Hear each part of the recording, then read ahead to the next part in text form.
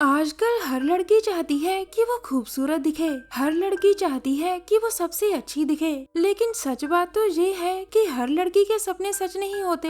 हमारी आज की कहानी मैंडी नाम की एक लड़की से शुरू होती है। मैंडी एक जवान लड़की थी, लेकिन वो अपनी लंबी नाक से बेहद परेशान थी। उसकी नाक बचपन से ही ऐसी थी और उसे अपनी नाक बिल्कुल भी अच्छी नहीं लगती थी। आज वो तैयार होकर एक क्लब में आती है, जहाँ उसके ऑफिस के साथी उसका इंतजार कर रहे थे। ऑफिस वालों ने आज क्लब में पार्टी रखी थी और इस पार्टी में सभी का आना लाजमी था। क्लब में आते ही मैंडी को पीने के लिए ड्रिंक दी जाती है, मगर लंबी नाक वाली मैंडी के लिए बड़े ग्लास में ड्रिंक पीना मुश्किल था। वो अपने लिए छोटे ग्लास में ड्रिंक लाने को कहती है ताकि वो आराम से उसे पी सके, मगर क्लब वाले उसकी नाक का मजाक उड़ाते हैं और उसे बड़े ग्लास में ही ड्रिंक पीने को कहते हैं। अब मैंडी जैसे ही ड्रिंक पीने लगती है तो कैट नाम की लड़की जानबूझकर उससे टकराती है। कैट मैंडी की बॉस थी और वो अक्सर ही मैंडी की नाक का मजाक उड़ाया करती थी। उसके मजाक को मैंडी कभी कभी तो नजरअंदाज कर देती थी, लेकिन कभी कभी वो उसके मजाक के कारण बहुत दुखी हो जाया करती थी। अगले दिन सुबह आज मैंडी अपनी बड़ी बहन के घर आ गई थी और उसकी बड़ी बहन का नाम जिमी था।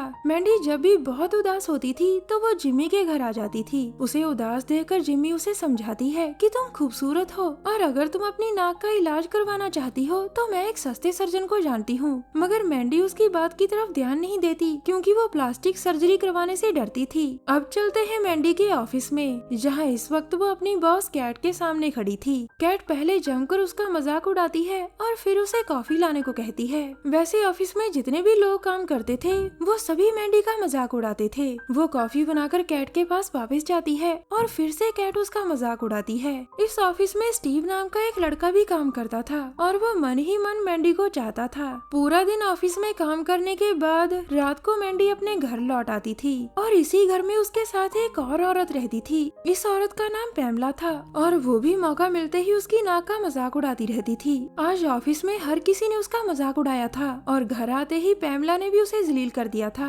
इन सभी लोगों से तंग आकर आज उसने फैसला कर लिया था कि वो हर हाल में अपनी नाक की सर्जरी करवाएगी। अगले ही दिन मैंडी जिमी के पास जाकर उससे सस्ते सर्जन का नाम पूछती है। जिमी उसे सर्जन के बारे में बताती है, जिसके बाद वो सीधा उसके पास पहुंच जाती है। इस प्लास्टिक सर्जन का नाम बिली था और वो बिना डिग्री वाला सर्जन था। बिली बहुत ही कम पैसे लेकर लोगों की सर्जरी करता था। वो मैंडी की नाक की जांच कर कहता है, मैं तुम्हारी नाक बिल्कुल ठीक कर दूंगा, तुम आज रात को ही मेरे पास आ जाना। उसकी बात सुनकर मैंडी बहुत खुश हो गई थी और वो घर आकर रात होने का इंतजार करने लगती है। रात होते ही मैंडी बिली के पास पहुंच जाती है और वो भी जल्दी जल्दी सर्जरी की तैयारी शुरू कर देता है। हालांकि बिली के काम करने का तरीका थोड़ा सा अलग था, लेकिन आज तक उसकी कोई भी सर्जरी फेल नहीं हुई थी। आज भी वो पूरे दिलोजान से मैंडी के नाक की सर्जरी कर रहा था, लेकिन इसी दौरान दो बदमाश वहाँ आते हैं। दरअसल बिली को नशा करने की आदत थी और इसी आदत के चलते वो कई लोगों का कर्जदार हो चुका था। दोनों बदमाश उससे अपने पैसे लेने आए थे और बिली उन्हें थोड़े से पैसे देकर कहता है कि मैं जल्द ही बाकी का हिसाब भी कर दूंगा, मगर बदमाशों को उस पर यकीन नहीं था और वो उसे सबक सिखाने का फैसला कर लेते हैं। अब एक बदमाश पहले बेहोश पड़ी मैंडी का चेहरा देखता है और फिर एक कटर उठाकर दूसरे बदमाश से कहता है, तुम बिली को रगड़ो, तब तक मैं इस लड़की की सर्जरी करता हूँ। इसके बाद दूसरा बदमाश बिली को रगड़ने लगता है, जबकि पहला बदमाश मैंडी की नाक काट देता है। दरअसल दोनों बदमाश बिली को सबक सिखाना चाहते थे ताकि वो समय पर उनके पैसे लौटा सके। वो बिली को बताना चाहते थे कि अगर तुमने हमारे पैसे नहीं लौटाए तो हम तुम्हारा और तुम्हारे काम का सत्यानाश कर देंगे। उनके जाने के बाद किसी तरह बिली खुद को संभालता है। फिर वो जल्दी जल्दी मैंडी को देखता है और उसका हाल देखकर वो बहुत डर जाता है। उसे लगता है कि मैंडी की जान खतरे में है और सभी उसी पर शक करेंगे, इसीलिए वो जल्दी जल्दी अपना सामान उठाकर वहाँ से भाग जाता है। अगले दिन भी मैंडी वहीं बेहोश पड़ी रहती है। ये उसका बदनसीब था कि सर्जरी के समय वहाँ बदमाश आए। थोड़ी ही देर बाद उसे होश आता है। होश में आकर वो बार बार बिली को पुकारती है, लेकिन बिली तो कब का जहाँ से फरार हो चुका था।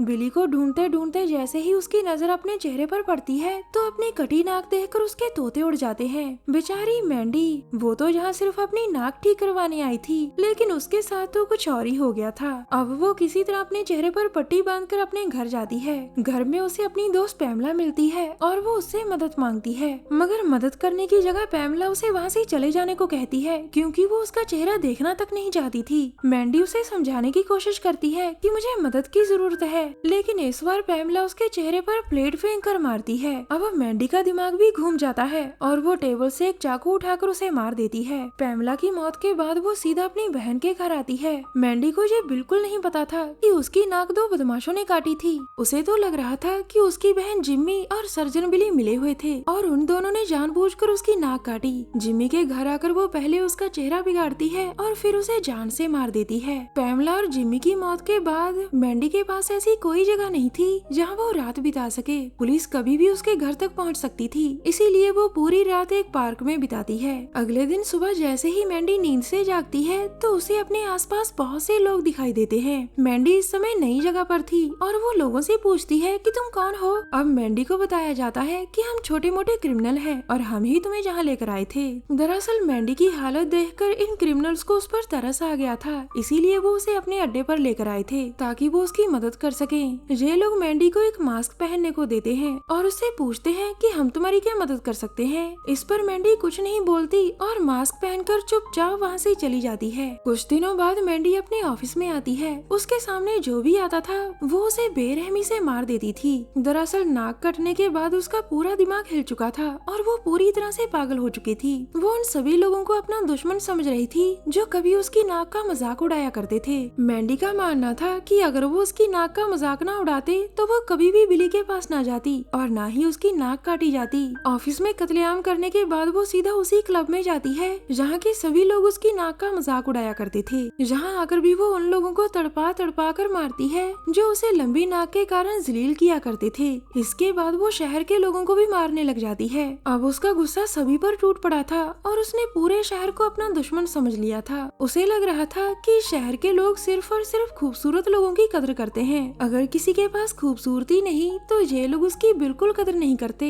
बस यही बातें सोच सोच कर उसने पूरे शहर में हाहाकार मचा दिया था। वो खूबसूरत लड़कियों को इतना बदसूरत बना देती थी कि वो खुद ही खुद की जान ले लेती थी। अब मैंडी को लोगों को मारने का नशा सा हो गया था। लोगों को मरते देखकर, लोगों को तड़पते देखकर, लोगों की चीखें सुनकर मैंडी को मजा आने लगा था। एक दिन मैंडी की बॉस और उसकी दो सहेलियां जंगल में वीकेंड मना रही थी। मैंडी जहाँ भी आकर अपना खेल शुरू कर देती है और देखते ही देखते कैट की एक सहेली को मार देती है। मैंडी का ये रूप देखकर वो दोनों लड़कियां डर जाती हैं और खुद को बचाने के लिए वो भागती है, मगर मैंडी से बच पाना कोई आम बात नहीं थी। जल्द ही उसके हाथ कैट की सहेली लग जाती है। वो पहले उसका पैर काटती है और फिर वही पैर उसे खाने को कहती है, मगर जब लड़की उसकी बात नहीं मानती तो वो उसका गला काट कर उसे मार देती है। थोड़ी ही देर में मैंडी के हाथ कैट भी लग गई थी। मैंडी अपनी बॉस को शानदार मौत देना चाहती थी और इसके लिए वो उसके पेट को चीर कर उसकी पूरी आंतड़ियां बाहर निकाल लेती है। आज कैट को मारकर मैंडी बहुत खुश थी क्योंकि वही सबसे ज्यादा उसका मजाक उड़ाया करती थी। कैट की मौत के बाद मैंडी एक और सर्जन के पास जाती है ताकि वो उसकी मदद कर सके। 3 महीनों बाद मैंडी की नाक अब बिल्कुल ठीक हो चुकी थी और वो अपनी नाक देखकर बहुत खुश थी। कहानी के आखिर में मैंडी स्टीव के साथ रहने का फैसला करती है। स्टीव उसी के ऑफिस में काम करता था और वो पहले से ही उसे चाहता था। हमारी वीडियो देखने के लिए धन्यवाद।